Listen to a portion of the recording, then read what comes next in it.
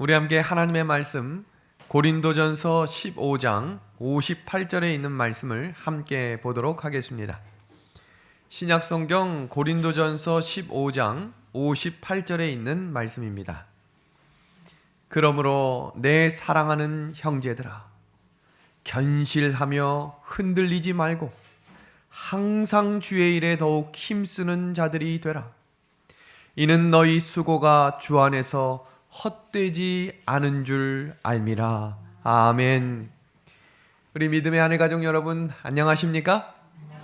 오늘 성전을 찾으신 모든 성도님들을 우리 주님의 이름으로 환영합니다. 우리 몇 주 만에 오신 집사님도 계시고, 오늘은 특별히 미국에서 오신 집사님과 또 서울에서 우리 은하수 교회를 방문하기 위해서 어제부터 춘천을 방문하신 우리 귀한 두 손님도 계십니다. 진심으로 환영합니다. 앞으로 은하수 교회는 이렇게 원하시는 분들이 예배를 드리기 위해 오는 귀한 예배의 자리가 될 것으로 믿습니다.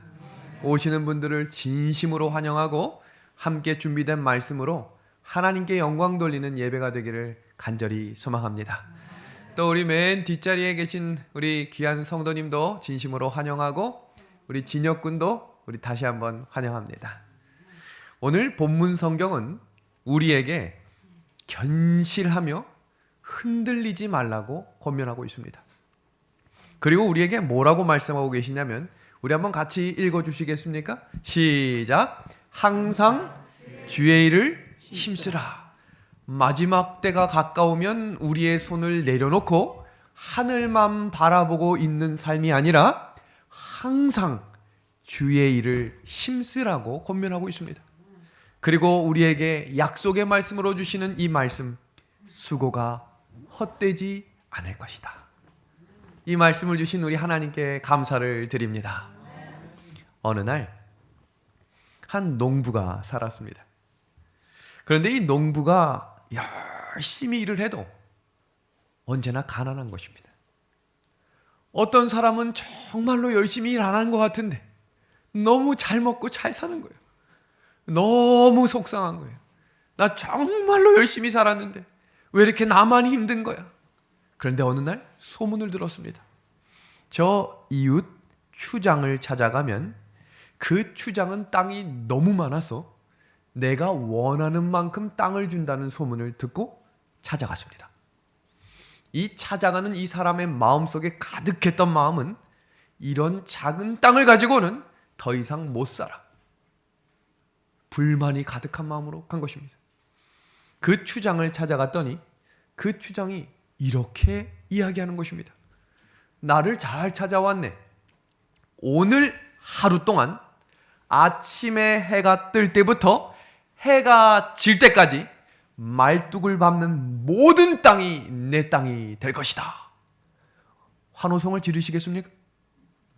우리 장로님 집사님들 이렇게만 되면 하루 얼마 동안 뛰어다니시겠습니까? 춘천의 말뚝만 밟으면 모든 땅이 여러분의 땅이 될 것입니다. 아멘은 안 하시네요.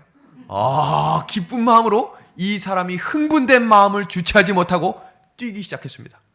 일단 초원으로 가니까 이 좋은 땅 내가 다 가져야겠다. 성도 여러분, 하루 동안 말뚝 밟는 땅이 내 땅이 되면 점심 먹을 시간 있을까요, 없을까요? 그날 집에서 콩나물국 끓이고 된장찌개 끓인 다음에 막 잡채 만들어서 드실 분 계십니까? 먹을 시간이 어디 있어요? 오늘 하루 정도는 금식하고 내가 뛰겠다. 뛰기 시작합니다. 계속 뛰다 보니까 너무나 울창한 숲이 보입니다. 이 나무 한 그루 한 그루가 얼마야? 뛰자. 너무 뛰다가 배고파서 김밥 한 줄 먹었습니다. 그러나 김밥도 앉아서 먹을 시간이 없어서 더 열심히 뛰기 시작합니다. 그런데 이번에는 너무나 아름다운 꽃동산이 보이는 것입니다.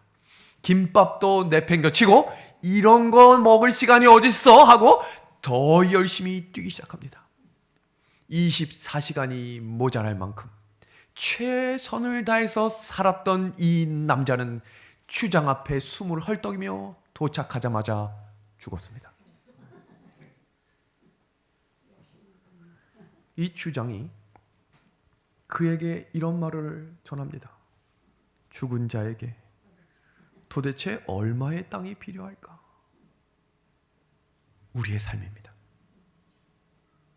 밥 먹을 시간도 없고 잠잘 시간도 없이 뛰어갑니다. 뭐가 그렇게 바쁜지 입만 열면 바쁘다 바쁘다는 말을 하며 삽니다. 인생이란 무덤으로 가는 만원 버스 안에서 서로 좋은 자리 앉으려는 것과 같다는 격언이 있습니다. 믿음의 하늘 가족 여러분, 우리는 어제 저녁부터 오늘 이어서 더 나은 본향을 찾아가는 믿음의 사람들에 대한 이야기를 살피고 있습니다. 오늘 성경 히브리서 11장 15절에서 16절은 우리에게 이렇게 권면하고 있는 것입니다. 그들이 나온 바 본향을 생각하였더라면 돌아갈 기회가 있었으려니와 그들이 이제는 더 나은 본향을 사모하니 곧 어디에 있는 것이라고요?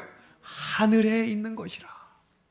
이러므로 하나님이 그들의 하나님이라 일컬음을 받으심을 부끄러워하지 아니하시고 그들을 위하여 한 성을 예비하셨느니라. 믿음의 성도들은 여기서 살다 죽을 사람들이 아니기 때문에 그렇게 목숨을 다해 과로하며 먹는 것도 뒤로하고 신앙도 뒤로하는 인생이 아닙니다.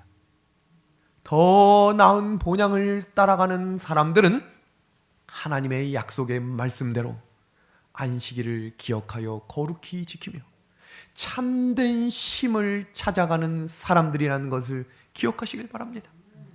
신약 성경에 약 300번에 걸쳐서 재림에 대한 소망을 이야기하고 있는데 구약 성경에도 과연 믿음의 사람들은 재림을 기다리며 살았을까?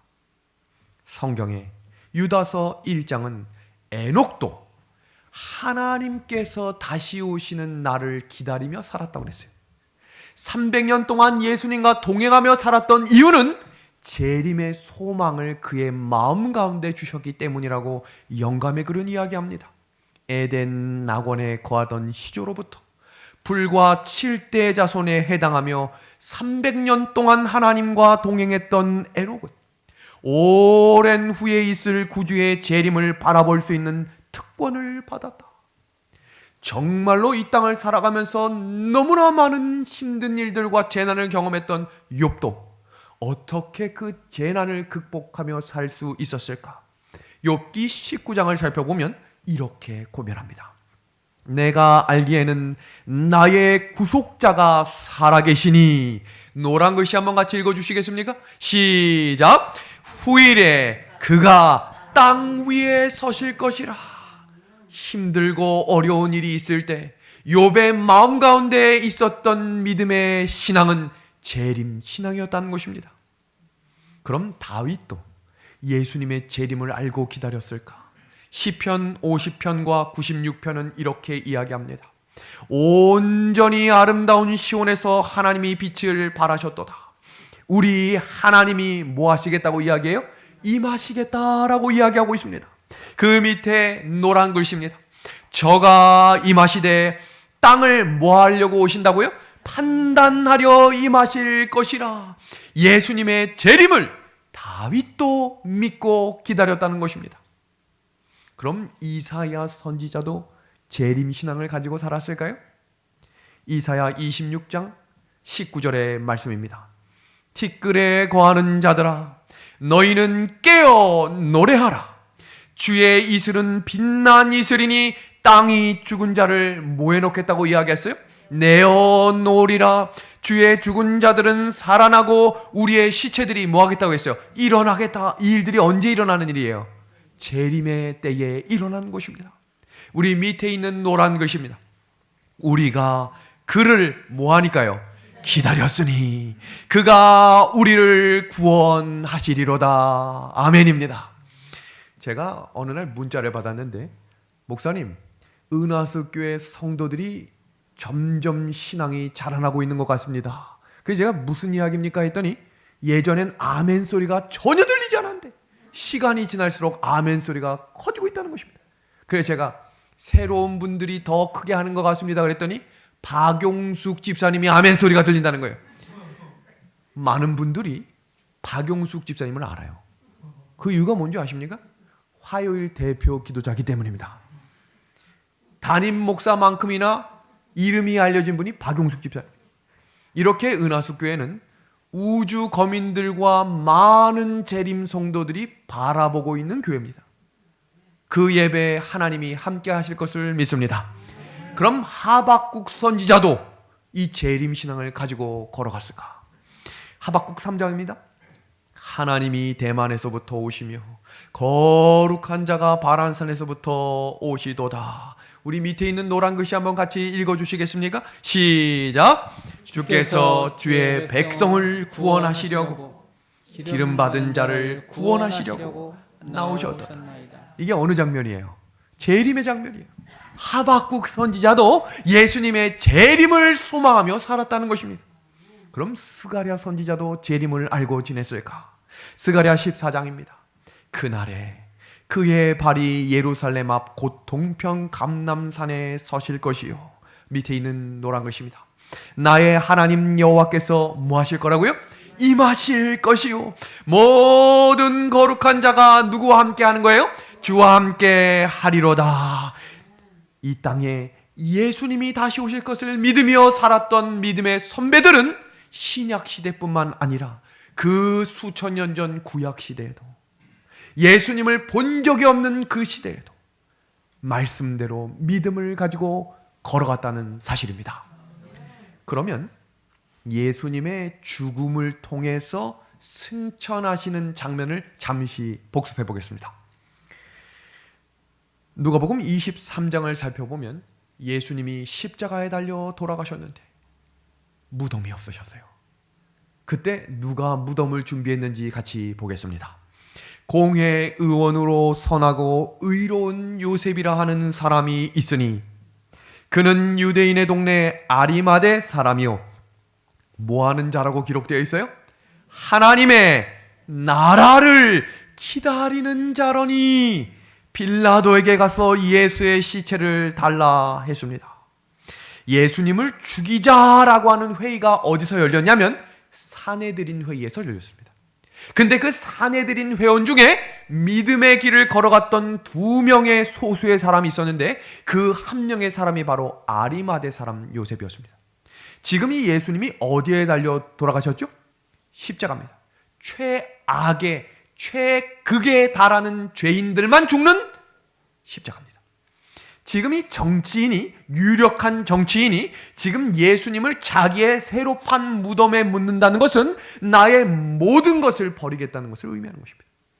그 예수님을 선택하겠다. 왜 그 예수님을 선택하겠다고요? 하나님의 나라를 기다리던 사람이었기 때문입니다. 그리고 예수님이 장사되셨습니다. 요셉이 세마포를 사고 예수를 내려다가 이곳으로 싸서 바위 속에 판 무덤에 넣어두고 돌을 굴러 무덤문에 놓음에 세마포로 몸을 감쌌습니다. 무덤에 장사되셨습니다. 그런데 예수님께서 어느 날 유대인들에게 그 십자가를 지시기 얼마 전에 이런 이야기를 하셨습니다. 너희가 이 성전을 헐라. 이 성전을 내가 며칠 만에 새로 세우시겠다고 했죠? 사흘입니다. 그때 유대인들이 조롱하며 비웃었습니다.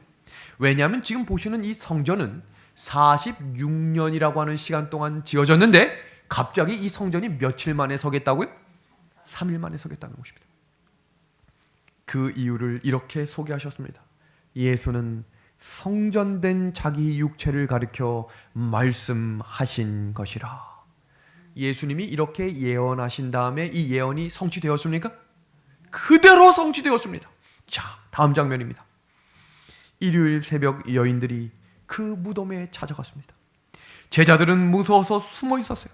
근데 여인들이 찾아간 것입니다.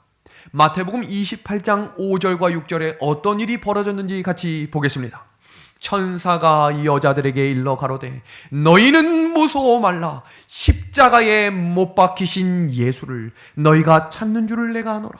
그가 여기에 계시지 않고 이 약속의 말씀이 반드시 일어날 목소리로 우리 함께 읽어주시기를 부탁드립니다. 시작. 그의 말씀대로 살아나셨느니라. 아멘입니다. 하나님은 말씀하시면 이루어지는 분입니다. 그래서 성경에 나타난 이 말씀을 우리가 믿을 수 있는 것입니다. 예수님이 말씀대로 살아나셨고 부활하셔서 이 땅에 40일 동안 거하셨습니다. 그리고 제자들에게 사명을 다시 고취시켜 주시기 위해서 예언의 말씀으로 그들을 깨워주셨습니다. 그리고 그 제자들이 보는 가운데 하늘로 승천하시는 장면이 사도행전 1장 8절에서 9절의 말씀입니다.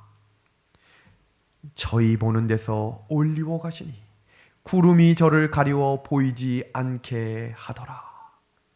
우리가 만약에 그 시대에 예수님과 같이 있었던 사람들이라고 가정을 하시고 한번 지금 이 장면을 상상해 봐주시길 바랍니다. 나의 모든 것, 나의 모든 희망, 나의 모든 주님이 살아나셨습니다. 40일 동안 그토록 달콤했던 말씀의 경험이 없습니다. 근데 예수님이 지금 내 눈앞에서 하늘로 올리워 가시는데 점점 올라가서 하늘 위에 이제 보이지 않게 된 것입니다. 그럼 그 제자들의 마음이 어땠을까요? 상상이 되십니까? 그때 하늘로부터 음성이 들리는 것입니다. 갈릴리 사람들아, 내가 어찌하여 서서 하늘을 쳐다보느냐? 너희 가운데로 하늘로 올리우신 이 예수는 하늘로 가심을 본 그대로 오시리라. 우리 믿음의 하늘 가족 여러분, 이 약속의 말씀을 믿으십니까? 분명히 오시는 것입니다. 원래 계셨던 하나님의 나라로 가셨습니다. 그리고 제자들의 마음속에 그때 상기되었던 말씀이 있었다라고 영감의 글이 이야기합니다. 어떤 말씀이 생각났을까? 요한복음 14장 1절부터 3절의 말씀이었어요. 너희는 마음에 근심하지 말라. 하나님을 믿으니 또 나를 믿으라. 내 아버지 집에 거할 곳이 많도다. 그렇지 않으면 너희에게 일렀으리라. 내가 너희를 위하여 처소를 예비하러 가노니 가서 너희를 위하여 처소를 예비하면 어떻게 하시겠다고 되어 있어요? 내가 다시 와서 너희를 내게로 영접하여 나 있는 곳에 누구도요 너희도 있게 하리라. 믿음의 하늘 가족 여러분, 너희가 되시겠습니까? 남의 이야기가 되는 것이 아니라 너희가 되기를 간절히 소망합니다. 그래야 이 말씀이 우리에게 소망이 되는 것입니다. 사도 요한이 이 말씀을 가지고 요한계시록 마지막 구절에 이렇게 증언하고 있는 것입니다. 볼지어다 구름을 타고 오시리라. 내가 진실로 속히 오리라. 이 약속을 붙들고 걸어갔던 베드로가 이렇게 고백합니다. 주의 날이 도적같이 오리니 하나님의 날이 임하기를 바라보고 간절히 사모하라. 사도 바울도 이 약속의 날을 이렇게 설명합니다. 주 강림하실 때까지 우리 살아남아 있는 자도 자는 자보다 결코 앞서지 못하다. 하나님의 나팔로 친히 하늘로 쫓아 뭐 하시겠다고 약속하셨어요? 강림하시겠다라고 이야기하는 것입니다. 그래서 이 약속의 말씀을 기다리는 성도들은 깨어 있어야 하는 것입니다. 깨어 있어야 하는 거예요. 그래서 오직 성령이 너희에게 임하시면이라고 하는 이 말씀을 모두가 다 합니다. 그런데 그 전 구절을 알고 있는 분은 많이 없어요. 그런데 이 재림의 약속은 그 전 구절부터 읽어야 이해가 되는 것입니다. 사도행전 1장 7절과 8절입니다. 가라사대 때와 기한은 아버지께서 자기의 권한에 두셨으니 너희가 알 바 아니요. 오직 성령이 너희에게 임하시면 너희가 권능을 받고 예루살렘과 온 유대와 사마리아와 땅 끝까지 이르러 내 증인이 되리라 하시니라. 아멘. 성도 여러분, 우리는 예수님이 언제 오실까 시간에 민감한 성도들이 되어서는 안 됩니다. 그때가 언제일까 보다 중요한 것은 예수님의 증인이 되는 사람들이 하늘에 갈 백성들임을 기억하므로 우리가 그 증인이 되기 위해 성령의 인을 받는 사람이 되어야 하는 것입니다. 언제 오시는지 알고 있지만 준비되지 못한 사람들은 가지 못하는 것입니다. 그래서 하나님은 우리에게 그 때와 기한을 너희가 알 바 아니고 그 전구절 마가복음 13장 33절 뭐라고 말씀하시는 거예요? 깨어있는 성도들이 되라고 말씀하는 것입니다. 지금 이 장면은 우리 모두가 너무나 잘 알고 있는 장면이죠. 노아 홍수 때의 장면입니다. 그런데 성경이 우리에게 뭐라고 말씀하셨냐면 인자의 때는 노아의 때와 같겠다라고 이야기했습니다. 그럼 그 시대의 사람들은 어떠했고 노아의 때에 하나님은 어떤 징조들을 준비해 주셨는가? 하나님의 복음은 언제나 단순하다라고 우리가 공부했죠? 한 가지였어요. 방주 안에 들어오는 거예요. 기별은 다양한 게 아니에요. 뭘 하지 않고 뭘 하지 않고 뭘 하지 않고 뭘 하지 않아야 갈 수 있는 것이 아니라 믿음을 가지고 방주 안에 들어오면 사는 것입니다. 마찬가지로 시대마다 하나님은 심판이 있기 전에는 반드시 복음을 주셨는데 원복음, 단순한 복음을 주셨어요. 소돔과 고모라가 죄가 관악했습니다. 그래서 성경은 또 뭐라고 이야기했냐면 인자의 때는 롯의 때와 같겠다고 이야기했어요. 그때 동성애가 온 땅을 충만하고 있을 때 하나님께서 천사들을 보내셔서 한 말씀 하셨죠. 뭐라고 말씀하셨죠? 소돔 밖으로 나가라. 그리고 반드시 뭘 돌아보지 말라고 했죠? 뒤돌아보지 말라고 했어요. 뒤돌아보면 죽는 것입니다. 거기에 미련을 두지 말라는 것입니다. 예수님이 오시기 전 침례 요한이 와서 예수님 안에서 구원받는 복음의 기별을 한마디로 이렇게 정리했습니다. 회개하라. 천국이 가까이 왔다. AD 70년에 예루살렘 성이 멸망하기 전 하나님께서는 또 한 번 기별로 한 문장으로 말씀하셨습니다. 산으로 도망하라. 앞으로 이 땅에 성취될 예언은 두 가지밖에 남지 않았어요. 첫 번째는 짐승의 환난의 표이고 두 번째는 바로 예수님의 재림입니다. 이 땅에 일어날 성경의 99%의 예언이 다 성취됐고 이제 마지막 1%가 남은 시대를 살아가는 사람들이 바로 이 시간 말씀을 듣고 있는 우리라는 것입니다. 그래서 예수님은 이 예언에 대해 설명하시면서 제자들에게 이렇게 말씀하십니다. 무화과 나무의 비유를 배우라 라고 설명하시면서 너무나 중요한 구절이 지금 마지막 구절에 있는 노란 글씨입니다. 우리 한번 그 구절 같이 읽어주시겠습니까? 이 세대가 시작! 이 세대가 지나가기 전에 이 일이 다 뭐 하겠다고요? 다 뭐 하겠다고요? 일어나겠다라고 말씀하신 것입니다. 제자들은 어부 출신이요 공부 많이 하지 못한 사람들이어서 예수님이 비유를 이야기하면 제대로 이해하는 제자들이 거의 없었어요.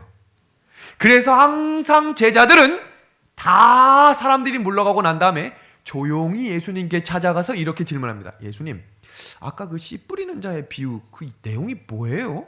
이해가 안 되던데. 또 다른 제자가 또 와서 묻죠. 예수님, 그 비유 이해가 안 되던데. 그런데 중요한 것은 예수님이 지금 이 세대가 지나가기 전에 이 일들이 다 이루어지겠다라고 하는 이 말씀 다음에는 그 어떤 제자도 질문하지 않았어요. 왜 그랬을까요? 알아들은 것입니다. 이 시대가 지나가기 전에 예수님이 오신다라고 하는 것을 믿었던 것입니다. 근데 예수님이 이 제자들이 다 죽을 때까지 오시지 않았지요. 구약시대 때 사람들은 그 누구도 예수님을 본 적도 없었어요. 그런데 왜 그들은 재림신앙을 가지고 살아갔을까? 그럼 재림신앙이라는 것이 무엇인지를 알아야 하는 것입니다. 제가 이런 설교를 할 때 많은 대답으로 오는 것은 목사님, 그런 설교 제가 초등학교 때부터 들었습니다. 근데 그분의 연세가 92세셨어요. 목사님, 그 이야기는 벌써 3, 4대 전 목사님들도 했던 설교입니다. 중요한 것은 재림은 우리가 눈을 감고 그 다음 눈을 떴을 때 맞이하는 것이기 때문에 이 시대를 살아가는 우리에게 마지막 기별이며 이미 잠들어 있는 의인들에게도 그 신앙이 유효한 것입니다.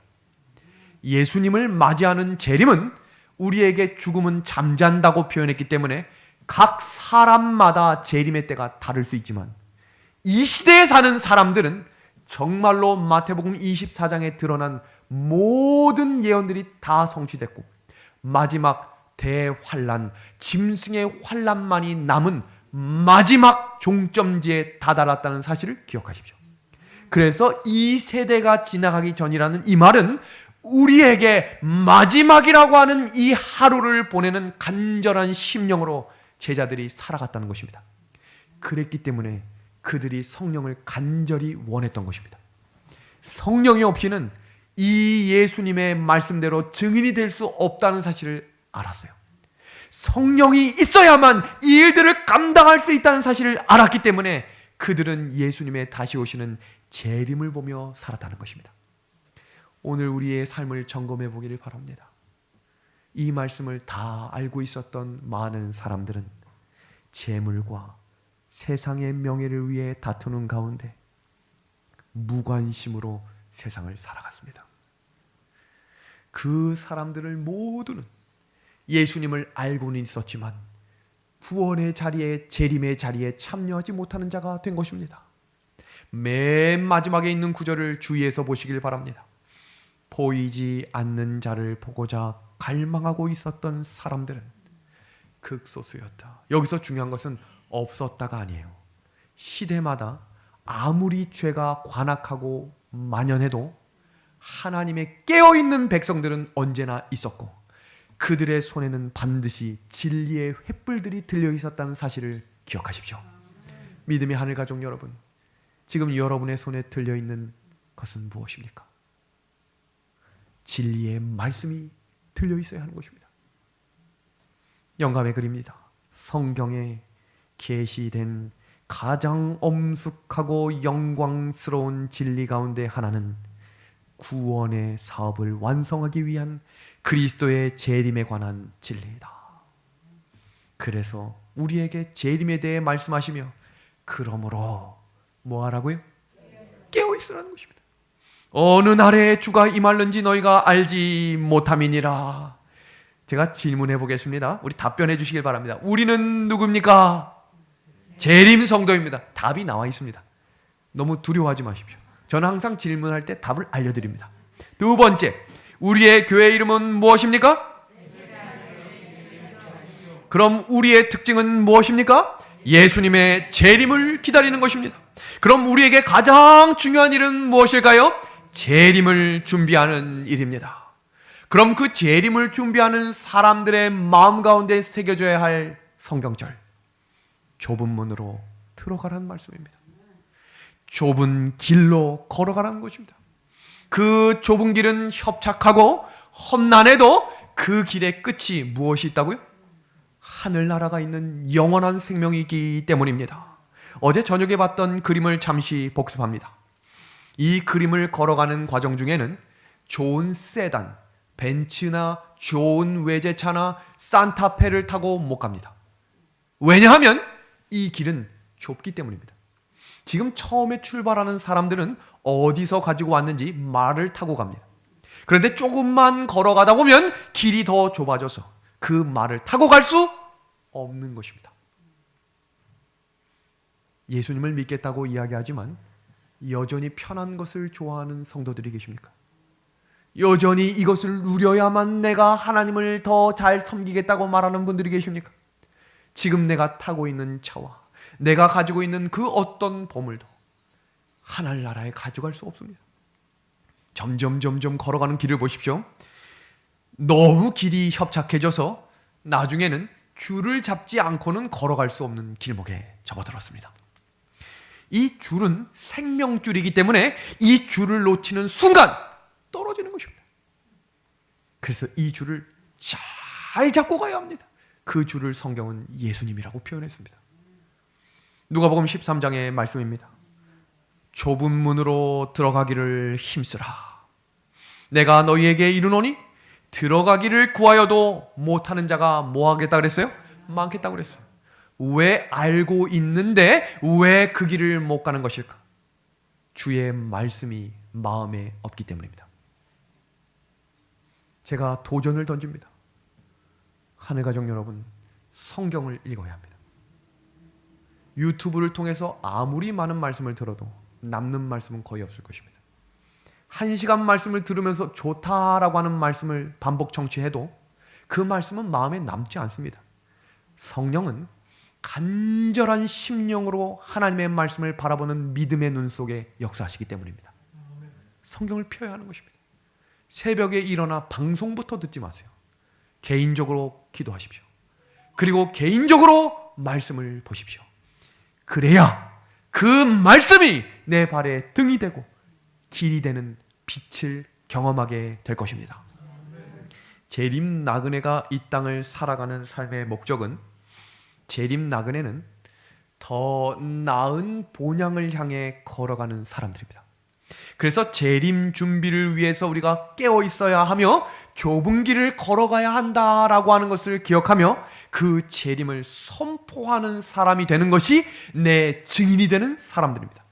그럼 재림 준비를 하며 좁은 물을 들어가는 것이 무엇인가? 그것은 바로 품성의 변화인 성령의 열매를 맺는 것입니다. 그리고 재림을 선포하는 복음 전도 사역을 하는 일이 있을 때에 더 나은 본향에 도착하게 되는 것입니다. 이러한 삶은 간절하고 열렬한 기도를 통해 임하시는 성령의 능력을 의지할 때만 가능한 것입니다. 주님이 보시기에 아름다운 사람과 주님을 보여주는 아름다운 사람들이 바로 품성 변화와 복음 전도의 사람이 되는 것입니다. 그 글을 영감의 글은 이렇게 표현합니다. 모든 그리스도인이 그의 형제에게서 하나님의 사랑과 자비의 형상을 보았다. 그들은 한 가지 관심사에만 관심을 가졌는데 그 한 가지 특별한 주제는 그리스도와 같은 품성을 나타내는 품성 변화와 주의 나라의 확장을 위하여 일하는 복음 전도였다는 사실을 기억하십시오. 그래서 재림을 기다리며 깨어 준비하는 사람들의 삶 속에는 반드시 있어야 될 것이 있는데 그 마음 가운데 선한 실천이 있어야 합니다. 예수님이 이 땅에 오셔서 양과 염소로 구분을 하며 사람들에게 이렇게 말씀하셨어요. 내가 너를 모른다. 얼마나 충격적인 말이에요. 정말로 교회 열심히 다녔고요. 헌금 생활 열심히 했고요. 전도 생활도 틈틈이 했고요. 말씀이 있는 자리에 빠짐없이 갔는데 하나님이 내가 너를 모른다. 그러면서 하신 말씀이 이 말씀입니다. 내 형제 중에 지극히 작은 자 하나에게 한 것이 곧 내게 한 것이다. 예수님, 제가 예수님 도와드린 적이 없는데요. 그렇게 어려운 사람을 도왔던 것이 나를 도운 것이다. 예수님, 제가 예수님 안 도와드린 적이 없는데요. 너가 외면했던 그 연약한 사람이 바로 나였다라고 이야기하는 것입니다. 사랑은, 나를 사랑하는 것은 위험한 겁니다. 이기심이기 때문입니다. 세상엔 하나님을 몰라도 나를 사랑하며 사는 사람은 많아요. 그래서 피부도 가꾸고요.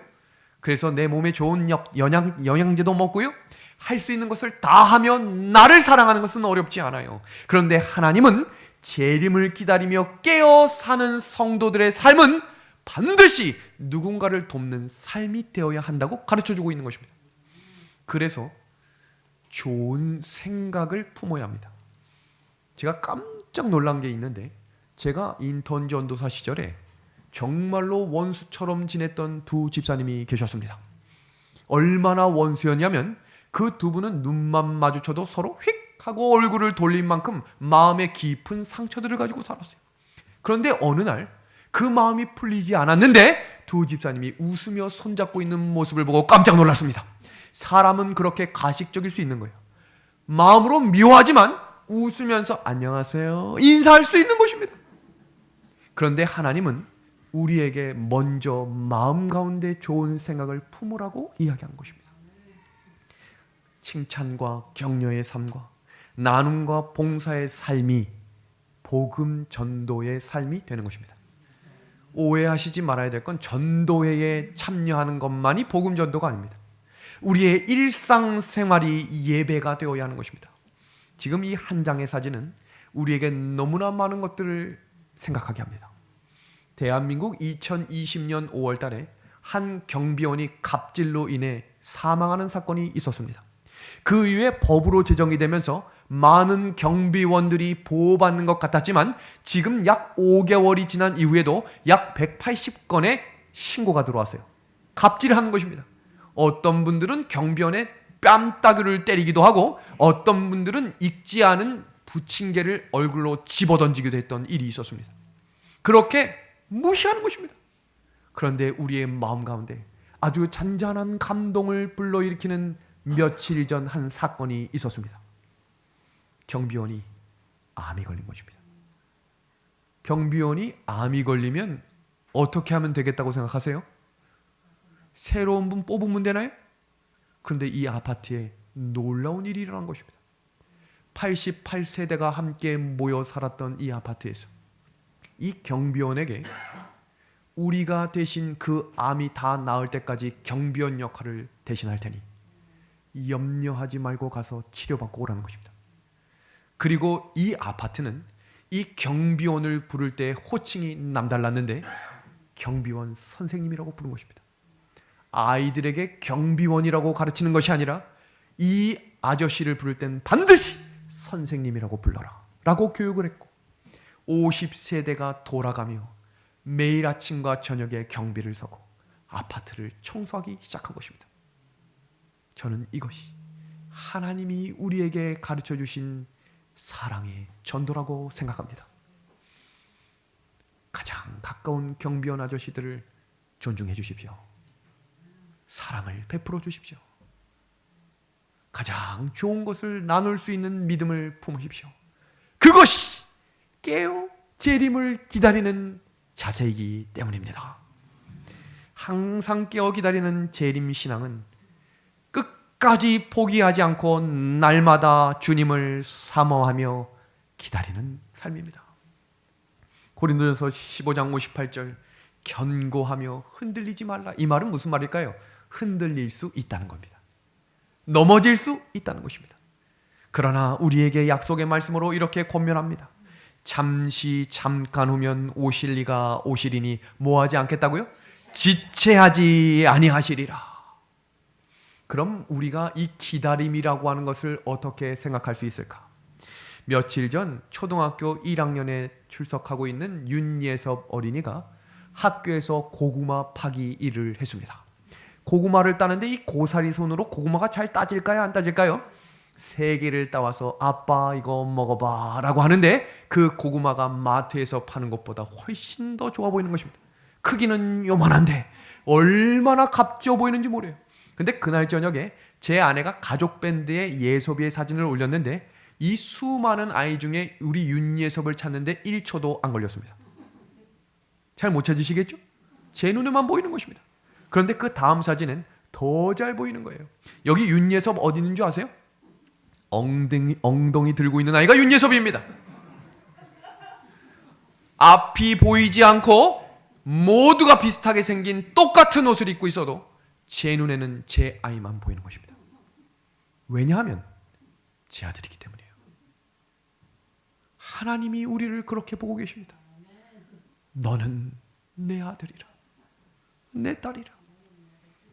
어제 우리 귀한 두 집사님이 저희 아파트에 방문을 오시겠다고 전화를 했는데 마침 딱 우리 윤예섭이가 학원차에서 내리는 시간과 같은 시간이었어요. 우리 집사님 두 분을 만나고 있으면서도 내내 제 마음은 누굴 기다리고 있냐면 우리 윤예섭이는 언제 오나. 왜냐하면 혹시라도 이 윤예섭이가 아빠가 없는 것을 알면 얼마나 당황하고 얼마나 무서울까가 생각되는 것입니다. 하나님의 마음입니다. 우리가 혹시 길을 잃진 않을까? 혹시 지쳐 쓰러지진 않을까? 내가 너를 사랑하고 내가 너의 아버지다. 그래서 영감의 글은 우리에게 이렇게 이야기합니다. 믿음의 정병들아 인내하라. 잠깐 후에 오실 이가 오실 것이다. 노란 글씨입니다. 지금은 잠자고 있을 시간이 없다. 조금만 더 인내하고 전쟁을 밀고 나가면 새로운 신앙을 쟁취하며 영원토록 있을 새로운 전리품들을 획득하게 될 것이다. 재림신앙은 기다림의 신앙입니다. 지금 이 사람이 걸어가는 이 길은 너무 좁은데 더 무서운 것은 앞길이 안개가 자욱하여 보이지 않는다는 것입니다. 그러나 그때 이 말씀을 기억하십시오. 비록 더딜지라도 기다리라. 계시록 12장 14절입니다. 성도들의 인내가 여기 있다. 춘천 은하수교회 교회 건축은 단기간에 갑자기 진행된 것은 아닙니다. 여러 성도들이 진심으로 기다리며 기다렸던 하나의 기다림이었습니다. 다 설명드릴 수는 없지만 지금 보시는 이 땅은 원래 우리 땅이 아닌 남의 땅을 우리 교인들이 바라보며 이곳에 건축을 할 수 있도록 기도하며 이 땅을 살 준비를 했습니다. 저희 교회 전 재산이 2억 6천이었는데 이 땅이 3억 2,100이었습니다. 이 땅을 감히 살 수가 없는 것이죠. 그런데 지금 어떤 일이 벌어졌는지 보십시오. 지금 그 땅에 무려 2층이 넘는 건물이 올라서고 있는 것입니다. 분명히 사람으로 계산해서는 있을 수 없는 일들이 믿음으로 전진했더니 진행이 되는 것입니다. 지난주에 정말로 수많은 분들이 헌금해 주셔서 감사합니다. 은하숙교회 성도들의 헌신이 그들의 마음 가운데 감동을 주고 있다는 사실을 기억하십시오. 한 분이 오늘 새벽에 보내주신 글을 같이 공유합니다. 목사님, 건축 헌금이 장기화되면서 은하숙교회가 어떻게 될지 눈여겨보게 됩니다.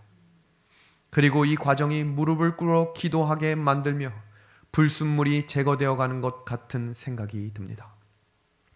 어느 분인가 월 10만 원 작정하셨다는 걸 들었습니다. 저는 계약직이라 어찌 될지 모르지만 저도 동역하는 마음으로 기도하며 함께 하겠습니다. 함께 하시는 하나님으로 인해 감동으로 그날을 맞기를 기도합니다. 인내하고 그 자리를 떠나지 않는 사람들은 마침내 하나님의 성취하심과 영광을 경험하게 될 것입니다. 그것이 바로 재림신앙입니다. 항상 깨어 기다리는 재림신앙은 안식일을 준수하여 구원을 확인하고 성도의 교제를 나누며 하나님을 만나는 경험을 하며 사는 것을 기억하십시오. 천지 창조 후의 일곱째 날에 안식하심으로 창조된 인간들은 타락한 후에도 안식일을 여전히 지켰습니다. 그래서 그 창조의 기념일 안식일은 4,000년이라고 하는 시간이 흘러 예수님이 이 땅에 오셔서 십자가에 달려 돌아가시고 부활하시며 승천하신 이후에도 여전히 지켜졌습니다. 그래서 안식일은 한 주가 지날수록 점점 더 예수님께 다가가 그 안식일의 마지막에는 참된 안식일인 더 나은 본향에 도착하게 되는 것입니다. 그래서 이 안식일을 우리에게 가르쳐 주시면서 하나님은 뭐라고 말씀하시냐면 초대교회에 이런 사건이 있었습니다.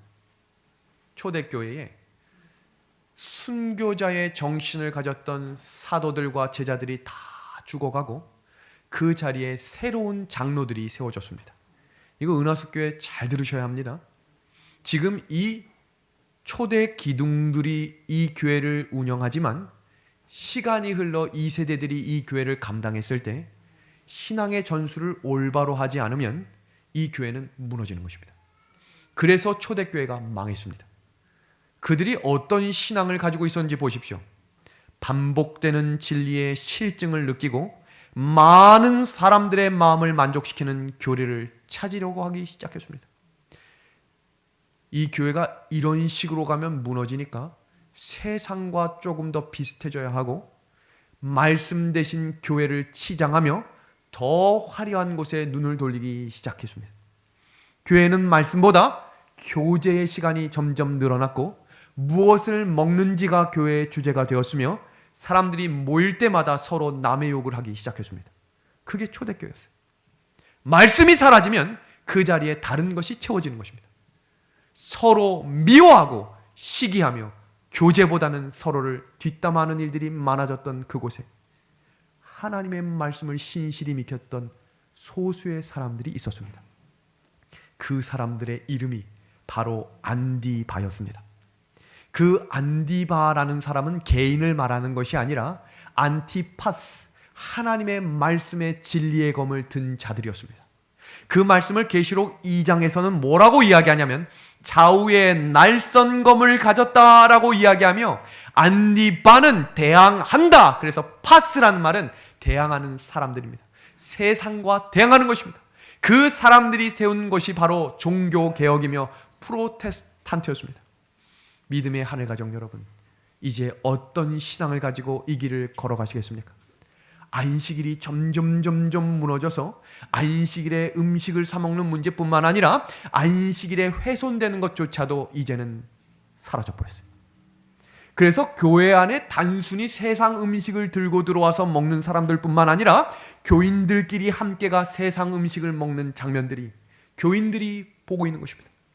그런데 뭐라고 이야기하냐면 교회만 떠나주지 않으면, 교회만 나와주는 것도 고맙다고 이야기하며 그들을 잃지 않기 위해 그들과 함께하는 사람들이 늘어나고 있는 이 시대가 된 것입니다. 여러분, 이때 안티파스들이 되어주십시오. 저는 우리 은하숙교회가 신앙에 있어서는 그래도 조금 더 보수적인 교회가 되기를 호소합니다. 제 후배들이 어느 날 저에게 뭐라고 이야기하냐면 형님은 너무 보수적인 것 같아요 라고 이야기를 하는 것입니다. 그래서 제가 뭐라고 이야기하냐면 자네들이 볼 때 내가 그렇게 보수적으로 생겼나 그랬더니 생긴 건 개혁적인데 행동은 보수적이라는 것입니다. 제가 이렇게 된 계기가 있습니다. 제가 인턴 시절에 가졌던 신학은 자유주의 신학에 가까웠어요. 은혜를 강조하고 사랑으로 품어야 한다. 그런데 지금 은퇴를 몇 년 앞둔 한 선배 목사님께서 저를 앉혀놓고 이렇게 교육하셨습니다. 자네가 목회를 더 열렬히 하게 되는 그때가 되면 분명히 이 재림교회 안에 자유신학이 더 만연하게 되고 많은 목사들과 교회의 지도자들이 더 세상적으로 변해갈 수 있는 시점이 올 것을 나는 알고 있네. 그때 자네만큼은 가장 신앙적이고 보수적인 사람이 되어서 누군가가 아니라고 이야기해야 할 때가 된다면 자네가 그런 이야기를 해주기를 부탁하네. 그 마음이 제 마음에 새겨지게 된 거예요. 누군가가 이것은 아니라고 이야기할 용기가 필요할 때 우리 은하숙교회는 그 걸음을 함께 걸어가며 그 기준이 예수님이 되기를 이 시간 간절히 소망합니다. 그래서 성경은 그 사람들의 마음속에 있었던 것이 무엇이라고 이야기하냐면 감추었던 만나라고 가르쳐 준 것입니다. 만나는 언제 내린 것인지 기억하시나요? 만나는 광야에서 내렸습니다. 왜 광야에서 굳이 그렇게 매일 새벽에 일어나 만나를 거둬야 했을까요? 하루에 3만 보 걸어보셨습니까?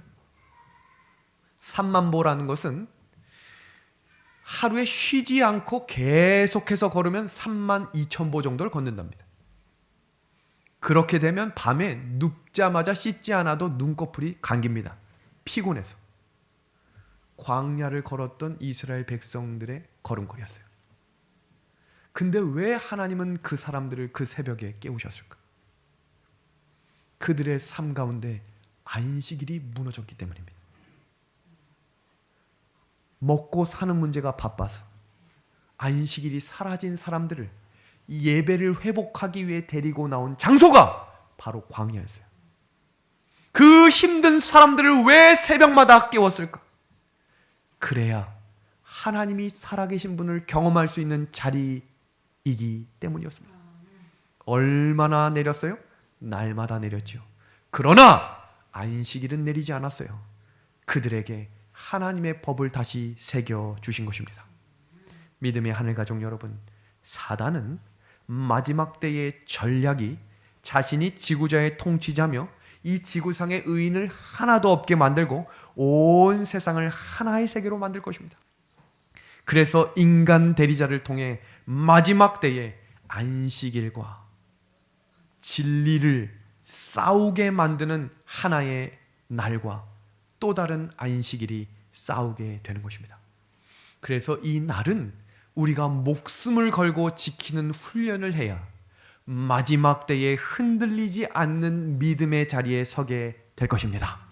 오늘 말씀을 정리하며 도대체 우리는 이 안식일을 어떻게 맞이해야 할까? 첫 번째는 금요일 저녁 안식일이 시작되기 전 모든 죄를 씻고 정결한 마음으로 안식일에 들어가야 합니다. 죄를 가지고는 갈 수 없기 때문입니다. 두 번째는 금요일 저녁 안식일이 시작되기 전 사람들과의 모든 불화하고 불편한 관계를 정리하고 모든 사랑과 화목한 상태로 안식일 시간에 들어가야 합니다. 세 번째는 안식일 안에서 구원을 재확인하고 하나님께 감사와 찬양과 영광을 돌리는 것입니다.